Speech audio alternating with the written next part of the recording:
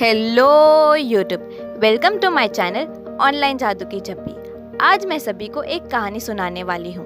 ये कहानी सुनकर आपकी ज़िंदगी की सारी टेंशन ख़त्म हो जाएगी। बस ये पूरी कहानी को सुनिएगा। तो चलिए। एक व्यक्ति काफ़ी दिनों से चिंतित चल रहा था, जिसके कारण वह काफ़ी चिड़चिड़ा और तनाव में रहने लगा था।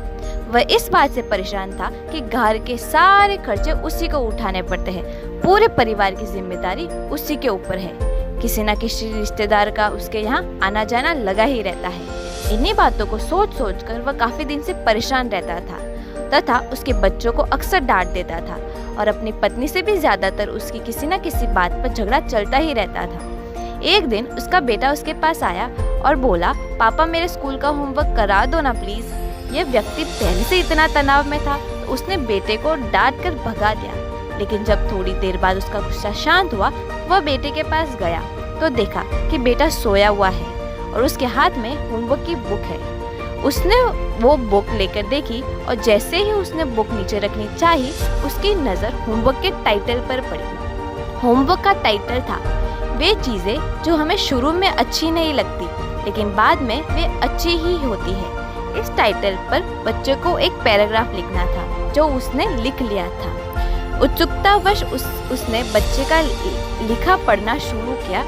बच्चे ने क्या लिखा था, मैं अपने फाइनल एग्ज़ाम को बहुत धन्यवाद करता हूँ क्योंकि शुरू में ये मुझे बिल्कुल अच्छी नहीं लगती, लेकिन इनके बाद स्कूल की छुट्टियाँ पड़ जाती हैं। मैं खराब स्वाद वाली कड़वी दवाइयों का बहुत धन्यवाद करता हूँ क्योंकि शुरू में ये कड़वी लगती है, लेकिन मुझे ये बीमारी से ठीक करती है।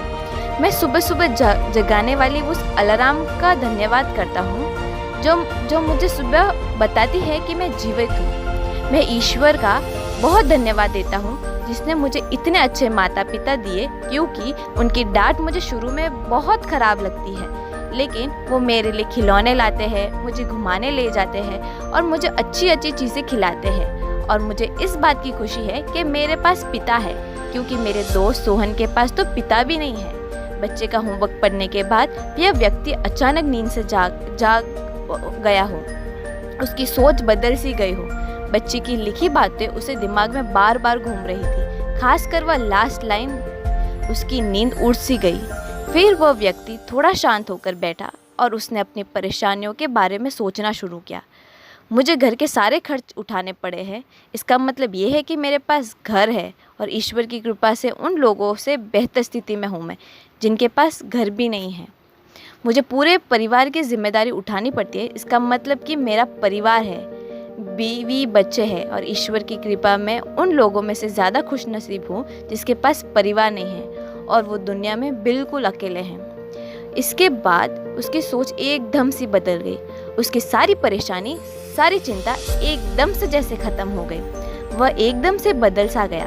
वह भागकर अपने बेटे के पास गया और सोते हुए बेटे को गोद में उठाकर उसके माथे को चूमने लगा और अपने बेटे को तथा ईश्वर को धन्यवाद देने लगा।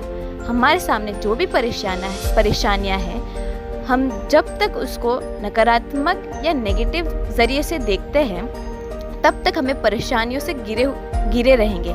लेकिन जैसे ही हम उन चीज़ों को, उन परिस्थितियों को पॉजिटिव नज़रिए से देखेंगे, हमारी सोच एकदम से बदल जाएगी। हमारी सारी चिंताएं, सारी परेशानियां, सारे तनाव एकदम से ख़त्म हो जाएंगे और हमें मुश्किलों से निकलने के लिए नए नए रास्ते दिखाई देने लगे। ये है पावर ऑफ पॉजिटिव थॉट्स। तो